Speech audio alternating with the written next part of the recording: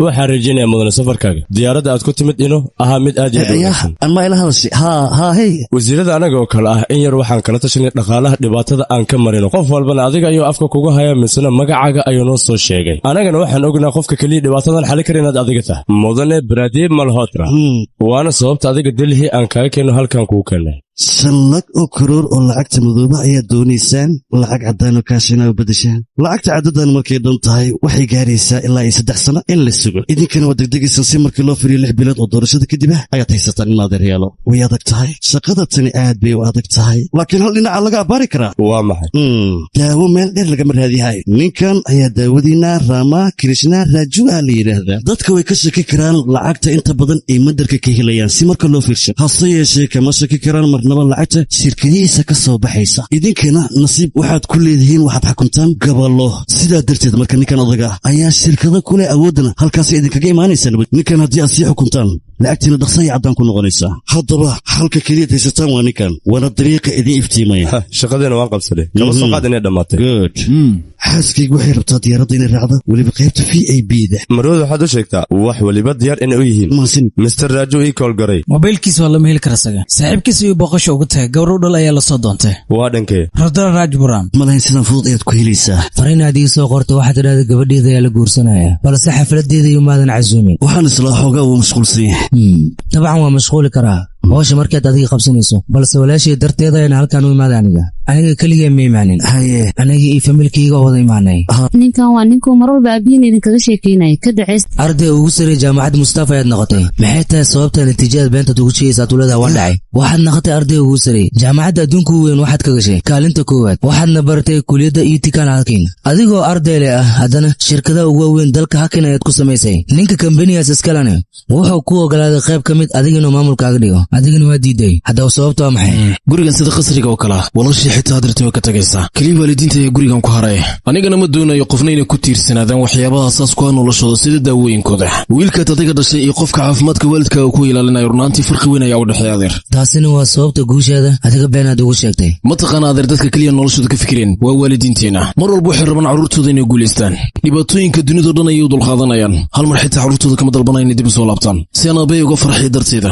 ayaan guuldarrada u qaatay aniga markaan yaraa misna socodkaan baranayo waa iyaga dadka aniga socodkay bare maantu ay garabkayga u baahan yihiin maxay tahay marka sababtan u caawinaynin guusheeda ugu weyn nolosha waxay tahay inaan waalidiinteeda kaaga dhawaado misna daqiiqad walba ii baahan yihiinna garabkooda aan soo istaago laakiin fursad weyn ayaa isdhaafisay aabbahay gacantiisa inuu garabkayga saaro misna waddadan la maro ayaa iiga wanaagsan inaan masrax istaago misna abaalmarin lee guddoonsiiyo maxaa ila qanacsanaanta anagtiisa ku dareemaya ayaa wax walba igala weyn tusaale ahaan markaad ka dalbato mas-uuliyadda gabdhahaaga guurkooda inuu qaado wuxuu kuga jawaabay haddii wiilkayga garabkaygu taagan yahay wax walba waan samayn karaa maxaan kaloo nolosha uga baahanay marka aniga dhankayga guusha nolosha middan ayaan u aqaanaa mar walba waxaan ku ducaysanaa inaan guulaysano misna waxaan ilwanaa waalidiinta sababtu waa xitaa inaan guulaysano taasna cadaalad maan adeer iyaga maana hantida keliyana haysto ee waa nafteyda subaxdii markaan hurdada ka soo toosay inaan indheega hortooda ku arko ayaa hanti igu filan iyo weliba guusha sheegaysa adeer hadalkayga macnihiisa maan idinkana inaad samaysaan waxaan aniga samaynayo balse waalidkayga garabkooda inaan istaago ayaa guushii ugu weyn noloshii ah xaafadda markaan imaanayay waxaan u malaynayaa saaxiibkayga nolosha inuu ku sugan yahay balse waxaan ogaaday wiilka adduunka ugu wanaagsan inuu dhalay isaga waxaa jira waalidiin fara badan oo farxad ka hela guusha ilmooda ay gaareen laakiin adiga waxaa tahay wiilka kaliya farxad ka raadiyo farxadda waalidiintiisa midaasna way caddahay maanta cashirka nolosha ayaan kaa bartay mudane Rafadu adiga waxaad doonaysaa mudane Raju inaad la kulanto Soomaa meesha madaxka waxa maqlay inaad tagtay weliba arrimaha khaaska ah dartooda maxaa ka jira waxaan weystay qofka doonaya kulankayga adiga kale inaad tahay balse ninka inuu kula jira moogeen labadiina si wada jir ayaan u doonayn adiga inaan kula kulano waa sababta halkan kugu yeernay mideeda kale ninkan aan ku baray Pradeep Malhotra ayaa liidaa waa la taliyaha siyaasadda iyo weliba dhaqaalaha kulankayga maxaad u doonaysaa wax dheeraada ma jiran adiga waad la socotaa muddo 10 sano dawladdan maamulkeeda anaga inaan gacanta ku hayno sidaa darteedana faa'iidooyinka dheeraadka ayaa zaid noqotay hanti fara badanna waa leenahay laakiinse noloshan maaha mid si zaid ah iskugu haleyn kara hadda bala soco dhanka siyaasadda loo jeeda intaan kursigan ku fadhino waxaan doonaa laqaynaa oo maxay tahay sababta waxa soo idilay u sheegaysaan lixorka hadalkaan u soo dhaadhacdo waxaan doonaynaa lacagta madowga ee aniga aan sidino lacag cadaan ah adiga in aad u badasho weliba mashiinka shirkadaada adiga u isticmaalay shirkadaadana waxay xiriir leedahay 75 oo dunida ka mid ah hay'ado badan oo kugu xiran yihiin kareemin taasina adiga xaggaaga kama weyna isku day annaga inaad nagu soo biirto adiga annagana waxaan ka ballan qaadaynaa inaan ku siino wax walba adiga farta ku fiiqdo haddii ahaa lahayn nolol hanti aad u baahan tahay xitaa qof naftiisa waan kuu goonaynaa inniyo kaali muufadan cunin nala cunanay oo konfici arrimaha hadday xoog bataan anaa meeshaan u fadhiyo waxaa leeyahay ka welwelinaya mudane wasiir hawada soo gasha shirkadeeda waan filtarayaa adigana hadda waxaad igala hadlaysaa qashinkaad la wareegaysaan shirkadiina kusoo leefaadana doonaysaan aad baan ugu xumaya igaraan laqo mudane ma idin caawin karo beledka qashimuhu buuxanay ka raadsan mister raajiyo mar kale ka fikiri maskaxdaad ka shaqaysay haddii aad ogolaatana xukuumaddana ayaan boos wanaagsan kaa sii doonaa mudane markii aan dhinto meydkayga waxaa lagu duubi doonaa calanka waddankayga xukuumadda aad la wareegayso dusha lagama saarayo ma waxaad iluusantaa laba wasiir dowladda awood weyn ku leh hortooda inaad fadhiso weliba aad la hadlayso war haddii aan doono ra-iisul wasaarahan farta ugu yeera idinkoo wasiiraha xaggee joogtaan ishin fa'al ma baano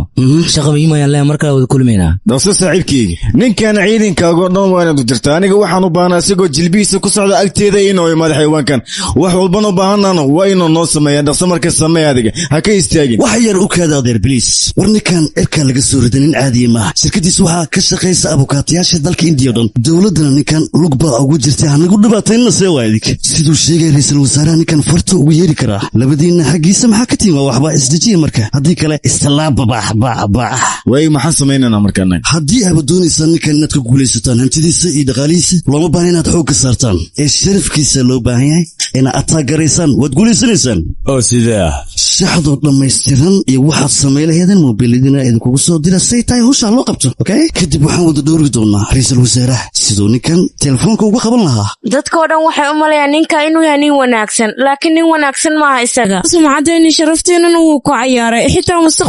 mustaqbalkeena wuu ku cayaaray ninkan dad ajaaniib ayuu gacantanoo geliyey sharafteenna waa lagu tuntay sumcadeenna waa la baabiyey wax walbo annaga lahaynna waa lagu dheelay waxbarashadeenna xitaa waan ku khasaarnay isagana nolosheenna ayuu baabiinayaa midaana waa wejigiisa dhabtaa mudan raajo istiraadeen gabdhihii warbixinta bixiyey noloshooda ayaan u baahannahay shaqaalaha daacadda ee ninkan shirkadiisa ka shaqeeya waxay sababi karaan ulajeedkeenna inay hor istaagaan sida la ajligeed waxaa loo baahanya hawshiina dhammaysaan runaantii dadkan iyagu waxay rabaan eedan beena dusheenna naga saaran dantoodana waxay tahay sumcaddii sharafka shirkadda ay leedahay inay baabi'iyaan waxaana loo baahanya annaga xaqeena inaan soo dhacsano haddaba muhiimadda ma taqaanaan waa inaan afkooda xirnaa carabkana waan ka jaraynaa ajidantii waan daahay sorry waxaan soo xasuustay hadalkaad malin dhexaasa ka dhawaajinaysan oo aan lahaydeen raajo kursi ayaan ku siinaynaa kursiga aniga xiise uma qabay xaaskayga xiise u qabta marka riyadeeda waxaan rabaa inaan rumeeyo weliba si degdeg ah malii suurtagelin karaa si u faraxda xaaskayga bilaxsaanigii sameeya taas ninkaas wanaagsana nin xun ayaan ka dhigno annaga sharaftiisa ayaan ku cayaarna annaga shaqaynahayna idinkana waan idin shaqaynaysaan baraha bulshada waxaad doontaa ku soo qoraysaan sooma wariyada dadkaasi waxay sheegeen gabdhahaas iyo raggaas in la dilo inaad adiga ka dambaysay sidaas darteed waxaan haasnaa waraqad adigu kugu xirleenay gabadhaadu waxay leedahay abukaatigayga ayaan u yeeranayaa bannaanka hatay u baxda waxaa laga yaaba nolosheeda inay khatar gasho adiga inaa isdhibta ayaa ku run gabadheedii aniga waan raacayaa familkanna adiga ayaan kaaga tagay waxaan u baahanahay familkan inaad ka taxadarto is ilaali gabadheedii tali waa ku barya hooyadii ii badbaada kaniiniga hurdada ayaa isku dadashay xaaladeedan aad ayay u xunta waa ku barya tali ii badbaadi buga ninka guursays waxay ugu fikiri weyse iska daa xaaladaas iyaga joogu wanaagsantaa maya tali waan ku baryaa anigaa dhageysa waan ku baryaa naagta maanka wadan soo kacee waayahay tali haddaba ninkaasi waan xirnay shirkadda shaqadeeduna way socotaa haddaba howsha ma bilaabna ii sheegba ha ku degdegin suurtagalna mahaya haddii aad isku daydaan shirkadaas inaad la wareegtaan ogaada wax faa'iida kama helaysaan oo ku khasaaraysaan maxaa yeele balaag listiga ayaaba lagu daraya ma garanteen dadkii xirfadda lahaa intaysan meesha gaarin ka hor waxaa loo baahan yahay idinkiina halkaas tagtaan oo raajo wax walbuu afkiisa ka qirta isla mar ahaantaasna hawsha idinkaa la wareegaya warqadiina saasaa loo saxiixa lafagil ayaga laisku jabshaa gabadhiisaan ku ira ayaad saxiixa ka qaadaysan maxaa yeele shirkadda waa awooddii ugu dambaysay ee la wareegtay annaga marka waxaa noo suurtagelaysaa hawshan inay si fudud noogu dhamaato adinka iyo aniga hawshiinta saasay isku raacaysaa